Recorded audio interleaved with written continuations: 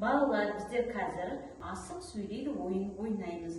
Бұл ойынның барысында асықты кезекпен иіреміз. Асық қай суретке түседі, сол сурет бойынша сөйлем құрастырамыз. Мысалы, бұл ненің суреті? Ас жасайтын ыдыс. Дұрыс, ас жасайтын ыдыс. Айтасыңдар, менің анам ас әзірлегенде осындай ас жасайтын ыдысқа салады деп айтасыңдар. Түсіндіңдер ме? Сол сияқты етіп, жаңағы осы суретте, қай суретке асық түседі, сол сурет бойынша сөйлем құрастырамыз. Жарай ма? Мамаларыңа, аталарыңа, әжелеріңе, достарыңа айқастырып, сурет бойынша сөйлем құрастырамыз. Жарай ма, балалар? Кел, мына жерге тұра қойыңдар, екеуің кел.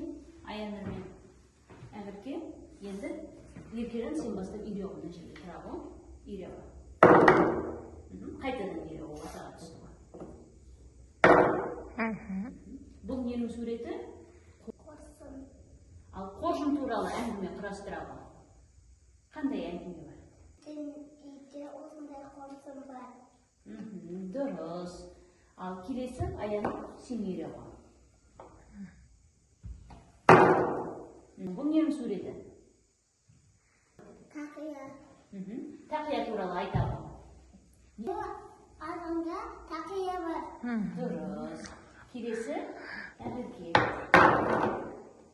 Ненің суреті бұл? Думбала. Айта ғой. Мен әкем думбала татат. Дұрыс. Келесі Айша.